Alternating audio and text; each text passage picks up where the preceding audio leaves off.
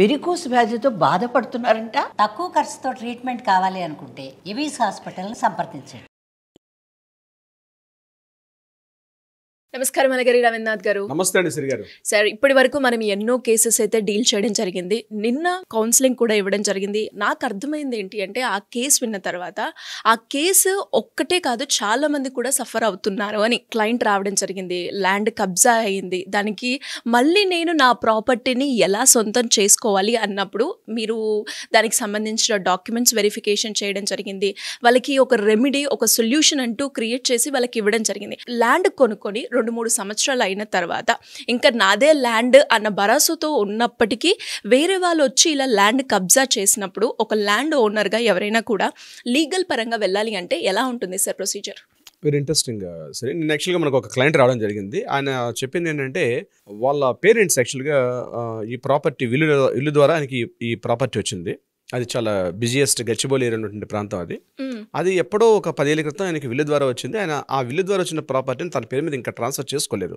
ఆయన ఉద్యోగరీత్యా బెంగళూరు ఆ ప్రాంతంలో ఆయన ఉంటున్నాడు. ఆయన అయితే అప్పుడప్పుడు ఆయన ఎప్పుడో 2 ఇయర్స్ ఒకసారి 3 ఇయర్స్ వచ్చి చూసుకుని ఆ ప్రాపర్టీ వెళ్ళిపోతుండేవాడు. అయితే మొన్న రీసెంట్గా ఆయన ఒక 6 months బ్యాక్ చూసేసరికి ఆ చుట్టూ ఏదైతే ఆయన ప్రహరీ కూడా కట్టుకోలేదు, ఆ చుట్టూ వేకెంట్గా ఉన్నటువంటి ప్రాపర్టీలో ఒక కాంపౌండ్ వాల్ వచ్చింది, లోపల చిన్న రూమ్ కూడా వచ్చి దానికి ఒక పవర్ సప్లై కూడా ఉండడం చూసి ఆయన ఇమ్మీడియట్గా షాక్ గురయ్యారు. యాక్చువల్గా మనకు పాత ఇప్పుడు ఓల్డ్ క్లయింట్ అయినా వాళ్ళ ఫాదర్ కూడా మనకు క్లయింట్.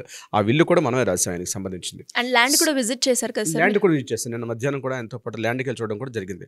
అయితే టోటల్ డాక్యుమెంట్స్ అన్ని కూడా ఆయన చేతులు ఉన్నాయి. అంటే విల్లు ఉంది, ఆ ప్రాపర్టీ, దానికి సంబంధించిన లింక్ డాక్యుమెంట్స్ అన్ని కూడా ఈయన పేరు మీద ఉంది. కానీ ప్రాపర్టీ మాత్రం ఈయన హ్యాండ్ ఓవర్లో లేదు. కబ్జా వేరే వాళ్ళు చేసేస్తున్నారు ఆల్రెడీ స్థలం. ఆయన దాని మీద చాలా సఫర్ అయ్యి ఇప్పుడు చాలా కాస్ట్లీయెస్ట్ ఏరియా అయిపోయింది ఆ ఏరియా కూడా. సో సార్, ఈ ప్రాపర్టీని ఎలా తీసుకొని రావాలి, ఇది చూసి నేను ఆల్మోస్ట్ 8 years నుంచి నేను ఇయర్లీ వన్స్ రావడం వచ్చి చూస్తుండేవాడిని, కానీ ఇలా అవుతుంది అనుకోలేదు సార్. వాళ్ళతో వెళ్ళి మాట్లాడితే వాళ్ళు ఈ ప్రదేశానికి వస్తే మాత్రమే మన తల్లిదండ్రులు వేస్తే అసలు ఈ ప్రాపర్టీ మాకు రిజిస్ట్రేషన్ అయిపోయింది, మీకు అంత కావాలంటే మీరు చూసుకోండి అని చెప్పి వాళ్ళు రిజిస్ట్రేషన్ డాక్యుమెంట్ కూడా తెచ్చి చూపించడం కూడా జరిగింది. ఆ ప్రాపర్టీ ఇంతకు ముందు నాట్ ఓన్లీ ఫస్ట్ రిజిస్ట్రేషన్ కాదు, ఆల్రెడీ వేరే వాళ్ళు వీళ్ళకి అమ్మినట్టుగా ఉన్నటువంటి ప్రాపర్టీ ఉన్నటువంటి డాక్యుమెంట్ వాళ్ళు చూపించడం జరిగింది. ఈయన దగ్గర ఒరిజినల్ డాక్యుమెంట్స్ ఉన్నాయి, వాళ్ళు చూపించిన డాక్యుమెంట్స్ కూడా వాళ్ళు కూడా రిజిస్టర్ చేసిన డాక్యుమెంట్స్ ఉన్నాయి. అది చూసి షాక్ తిని ఆయన ఒక రకమైన డిప్రెషన్లోకి వెళ్ళిపోయి ఇమీడియట్గా మనల్ని వచ్చి మాట్లాడడం జరిగింది. ఆ టైంలో మీరు ఉన్నారు అక్కడ. సో మాట్లాడినటువంటి ఆ కేసు ఆయనతో మళ్ళీ చూసి ఆయనకి లీగల్ రెమెడీ కూడా నేను వెళ్ళి చెప్పడం కూడా జరిగింది. సో అదే ఇప్పుడు మనం షేర్ చేసుకుందాం. ఇటువంటి స్థలాలు అంటే మనకు ఉన్నటువంటి స్థలాలు మనం ఉద్యోగరీత్యా కావచ్చు, ఇతరత్ర విషయాల్లో మనం బయట ఉండేటప్పుడు ఆ స్థలాన్ని వేరే వాళ్ళకి కబ్జా చేసేసారు, స్థలాన్ని పొజిషన్ వేరే వాళ్ళు ఉన్నారు, మన సాధన లేదు. అటువంటి సందర్భాల్లో న్యాయపరంగా ఎటువంటి సలహా తీసుకోవాలి అన్నది నేను క్లియర్గా వివరించే ప్రయత్నం చేస్తాను. నాట్ ఓన్లీ ఇప్పుడు నేను చెప్పినటువంటి కేసు ఒక్కటే కాదు, మరొక కేసు కూడా కొంతమంది ఉన్నారు. ఓ పెద్ద ఆయన ఆల్మోస్ట్ ఏజీ ఆఫీస్లో వర్క్ చేసి ఆయన రిటైర్మెంట్ స్టేజ్లో ఉన్నారు. ఆయన చాలా పెద్ద ఆయన, ఆల్మోస్ట్ ఇప్పుడు 75-76 years ఉంటాయి ఆయనకి ఏజ్. ఆయన ఎప్పుడో ఉద్యోగంలో 1988-85 ఆ ప్రాంతంలో ఆయన ఒక ప్రాపర్టీ కొన్నారు. ఆ ప్రాపర్టీ కొని పిల్లలిద్దరు కూడా, ఆయనకు ఒక కొడుకు కూతురు, వాళ్ళిద్దరు కూడా సెటిల్ అయిపోయారు, యూఎస్ వెళ్ళిపోయారు, వాళ్ళ పిల్లలు ఉద్యోగం ఇచ్చి ఉండిపోయారు. ఈ ప్రాపర్టీ ఎప్పుడైనా నేను సేల్ చేద్దాంలే, ఎప్పుడైనా ఉంటుంది కదా, ఎప్పుడైనా కన్స్ట్రక్షన్ చేసుకుందాం అనుకుంటూ అలా ఎప్పటికీ కూడా పోస్ట్ పోన్ చేసుకున్నారు. రీసెంట్గా ఆయన కేసు కూడా మొన్న ఇదే సందర్భంలో కూడా రావడం జరిగింది. ఆయన ప్రాపర్టీలు చూసుకునేసరికి ఆయన లైవ్ లో ఉన్నారు, ప్రాపర్టీ డాక్యుమెంట్స్ ఆయనవే, ఆయన పేరు మీద రిజిస్ట్రేషన్ అయిన డాక్యుమెంట్, కానీ స్థలం వేరే వాళ్ళ పొజిషన్ తీసేసుకున్నారు. ఆ పొజిషన్ లో వేరే వాళ్ళు ఇల్లు కూడా కట్టుకున్నారు. దానికి సంబంధించినటువంటి కన్స్ట్రక్షన్ అవుతుంటే ఇమ్మీడియట్గా ఆ పక్కన నైబర్స్ ఎవరు ఫోన్ చేస్తే ఈయనకి ఇన్ఫార్మ్ చేస్తే మనం వెళ్ళి మాట్లాడడం కూడా జరిగింది. అది ఆల్రెడీ పొజిషన్ తీసేసుకొని అక్కడ కూడా రిజిస్ట్రేషన్ అయిపోయి ఉంది. అంటే ఈ 2 వేర్వేరు సందర్భాలు నేను చెప్పాను. ఒకటి, పర్సన్ ఇక్కడ లేరు, అంటే పర్సన్ విల్లు రాసి చనిపోయారు వీళ్ళ ఫాదరు, కానీ ఇతని పేరు మీద విల్లు ద్వారా ఈయనకి సంక్రమించాల్సిన ఆస్తిది ఈయన పేరు మీద ఇంకా రిజిస్ట్రేషన్ డాక్యుమెంట్ ఇంకా ట్రాన్స్ఫర్ కాలేదు, బట్ పొజిషన్ మాత్రం అక్కడ వేరే వాళ్ళు ఉన్నారు. ఇంకొకటి, ఇప్పుడు నేను ఇంకో సెకండ్ ఎగ్జాంపుల్ ఏం చెప్పానంటే, పర్సన్ లైవ్లో ఉన్నారు, ఆయన బతికే ఉన్నారు, కానీ పొజిషన్ మాత్రం ఇంట్లో లేదు, వేరే వాళ్ళ స్వాధీనంలో ఉన్నారు. అంటే ఇది యాక్చువల్గా ఇటీవల కాలంలో బాగా ఎప్పుడైతే రియల్ ఎస్టేట్ బాగా డెవలప్ అయ్యి స్థలాలకు విలువలు ఎప్పుడైతే పెరిగాయో ఇటువంటి కబ్జాలు అన్నవి చాలా ఎక్కువైపోయాయి. ఇంకో విశేషం చెప్తే మీరు ఆశ్చర్యపోతారు, దీని మీద ఒక ముఠా పనిచేస్తూ ఉంటుంది, ఒక వ్యవస్థ పనిచేస్తుంటుంది. ఎక్కడైతే బలహీనంగా ఉన్నటువంటి వ్యక్తులు, అంటే అంగబలం అర్ధబలం లేనటువంటి వ్యక్తులు ఎవరైతే ఉంటారో వాళ్ళని కాస్త పరిశీలించే వాళ్ళు ఏం చేస్తారంటే ఇటువంటి స్టెప్ తీసుకుంటారు. అయితే దీనికి రెమెడీ ఏంటి, ఎలా చేయాలంటే దీనికి ఫస్ట్ గుర్తుపెట్టుకోండి, మీరు ఇమీడియట్గా దగ్గరలో ఉన్న పోలీస్ స్టేషన్కి వెళ్ళి నెంబర్ 1 ఫస్ట్ మీరు ఒక కంప్లైంట్ చేసుకోవాలి. మీరు పోలీస్ స్టేషన్ కంప్లైంట్ చేసినప్పుడు పోలీస్ డిపార్ట్మెంట్ వాళ్ళు ఏమంటారంటే లా అండ్ ఆర్డర్ వాళ్ళు ఇది సివిల్ కిందకి వస్తుంది కాబట్టి మేము తీసుకోం ఈ యొక్క కేసుని, మీరు ఏమన్నా కోర్టులో చూసుకోండి అని చెప్పడం కూడా జరుగుతుంది. గుర్తుపెట్టుకోండి, ఇక్కడ అది సివిల్ కేసు అయినప్పుడు కూడా ఆ డాక్యుమెంట్ ఏదైతే ఉందో అది ఫోర్జరీ జరిగింది, ట్రెస్పాసింగ్ జరిగింది. సో అది క్రిమినల్ కిందకి వస్తుంది. మీరు ఆ విషయం మీద కంప్లైంట్ చేయాల్సి వస్తుంది.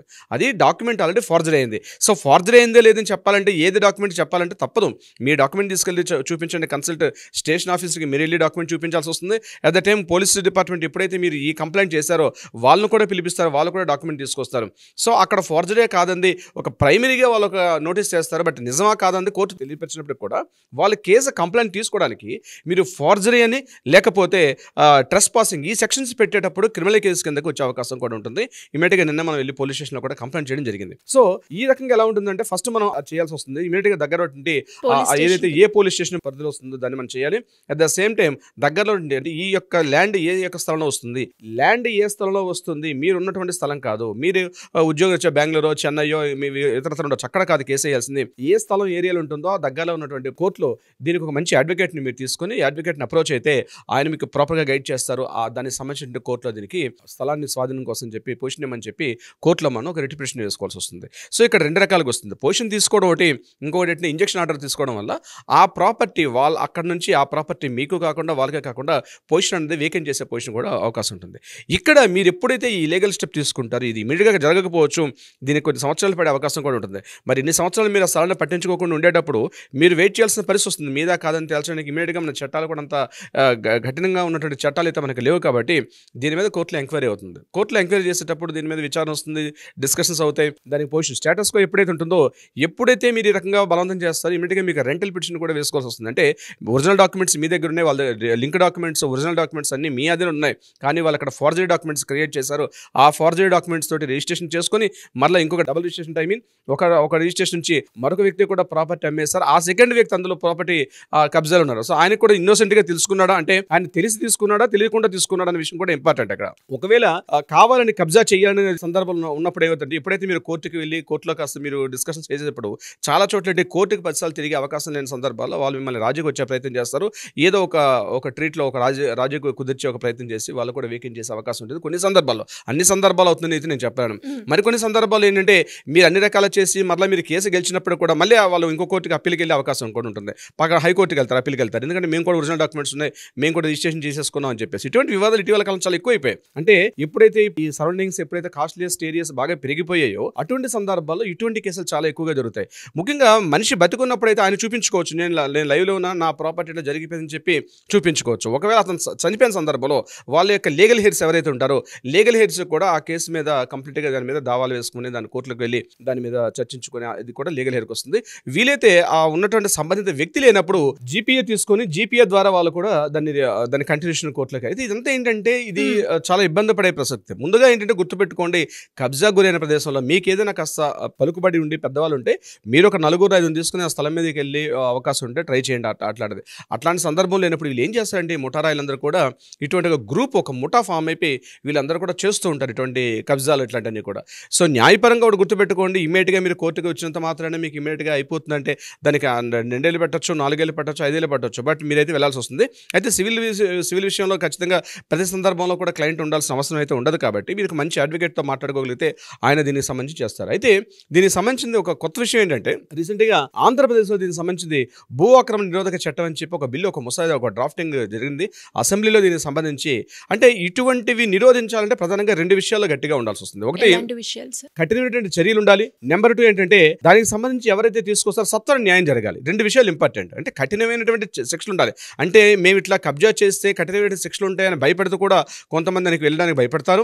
నెంబర్ 2 ఏంటంటే సత్వర న్యాయం జరగాలి. దీనికోసం స్పెషల్ కోర్టులు కూడా కొన్ని ఫాస్ట్ ట్రాక్ కోర్టులు అంటే ఎట్లయితే క్రిమినల్ కేసులో ఫాస్ట్ ట్రాక్ కోర్టు ఏర్పాటు చేస్తారో అట్లాంటి కోర్టులు కూడా ఏర్పాటు చేయాలి.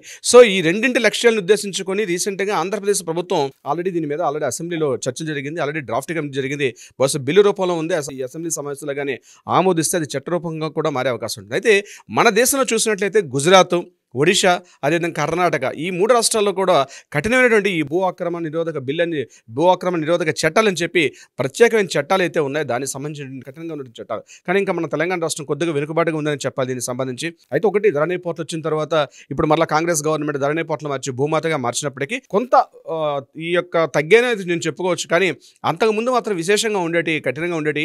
కానీ ఏదేమైనప్పుడు కూడా 3 పాయింట్స్ గుర్తుపెట్టుకోండి. ఒకటి, ఏదైతే మీ స్థలం ఉంటుందో ఆ స్థలం సంబంధించిన ఒరిజినల్ డాక్యుమెంట్స్ మీ దగ్గర ఉండాలి. నెంబర్ 2, ఆ ఒరిజినల్ డాక్యుమెంట్స్ మీవే అని చెప్తూ సూచిస్తూ ఆ డాక్యుమెంట్స్ గవర్నమెంట్ రికార్డ్స్లో ఉండాలి. ఈ రెండింటితో పాటు మూడోది ఏంటంటే ఆ స్థలం మీ యొక్క స్వాధీనం ఉండాలి. ఈ మూడిట్లో ఏ ఒక్కటి లేకపోయినా ఆ స్థలం మీకు చెందనది అని గుర్తుపెట్టుకోండి. అయితే న్యాయపరంగా వీటికి సరైనటువంటి పొజిషన్ ఎలా వెళ్ళాలంటే, డాక్యుమెంట్స్ లేకపోతే, మీ దగ్గర ఒరిజినల్ డాక్యుమెంట్స్ లేకపోతే గవర్నమెంట్ రికార్డ్స్లో ఉంటాయి కాబట్టి మళ్ళీ కాపీ ఆఫ్ డాక్యుమెంట్స్ తీసుకోవడం ఒక ప్రాసెస్. లేదా మీ దగ్గర డాక్యుమెంట్స్ ఉంటే గవర్నమెంట్ రికార్డ్స్లో అప్లోడ్ చేసుకోకపోతే దాన్ని ఎలా అప్లోడ్ చేసుకోవడం ఒక ప్రాసెస్.